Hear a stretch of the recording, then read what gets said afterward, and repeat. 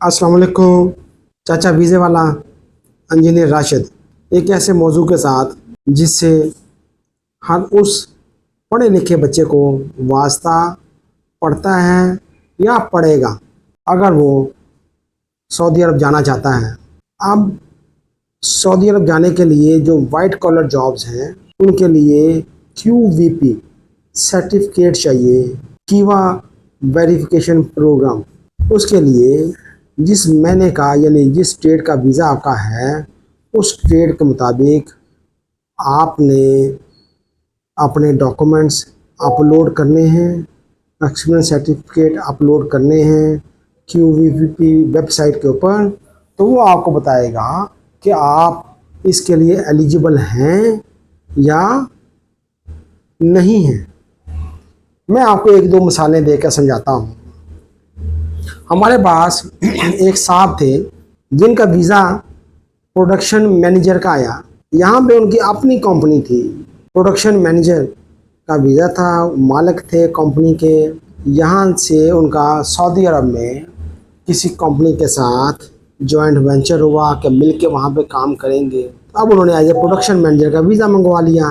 अब production manager के वीज़े के लिए उन्होंने QVP अप्लाई किया। QVP उनका जो डिग्री थी वो ह्यूमैनिटीज़ की थी। वो उन्होंने डिग्री भी ग्रेजुएशन नहीं थी उनके पास, माशाल्लाह MPhil तक थी। उन्होंने ग्रेजुएशन की थी, फिर बाद में MSc मास्टर किया, फिर उसके बाद MPhil किया। शायद वो इंटरनेशनल रिलेशंस में उनकी सारी तालीम थी। तो उनके QVP पे ये ऑब्जेक्शन लग गया कि भाई प्रोडक्शन मैनेजर के लिए जो डिग्री चाहिए वो है मैकेनिकल इंजीनियर की। आपको मैकेनिकल इंजीनियर की डिग्री नहीं है तो आप इस वीज़े पे नहीं जा सकते। ठीक है, तो ये आपने बात याद रखनी है कि आपने देखना है कि जो आप काम कर रहे हैं वो आपकी तालीम के मुताबिकत रखता है कि नहीं रखता, या जिस वीज़े पे आप जाना चाहते हैं या जो वो वहाँ से आपने कोई वीज़ा मंगवाया है तो वो आप देख लें कि वो आपकी डिग्री के मुताबिकत रखता है या नहीं रखता। अच्छा, दूसरी बात, उनकी सारी डिग्रियाँ MPhil करने के बावजूद भी किसी वैल्यू की हामल नहीं थी, कोई उसकी कदर कीमत ही नहीं थी। क्यों? उन लोगों ने, उन साहब ने अपनी जो ग्रेजुएशन की थी पंजाब यूनिवर्सिटी से बतौर प्राइवेट स्टूडेंट, प्राइवेट उम्मीदवार के तौर पर उन्होंने ग्रेजुएशन की थी। और ये मेरी बात नोट कर लें, जिस मुल्क के लिए QVP चाहिए वो मुल्क किसी यूनिवर्सिटी से डिग्री बतौर प्राइवेट उम्मीदवार कबूल नहीं करता। फिर मैं बता दूं, प्राइवेट उम्मीदवार के तौर पर अगर आपने ग्रेजुएशन की हुई है वो पाकिस्तान में पुलिस में भर्ती होने के लिए तो चल सकती है, लेकिन बाहर जाने के लिए वीजा लगने के लिए इस्तेमाल नहीं हो सकती।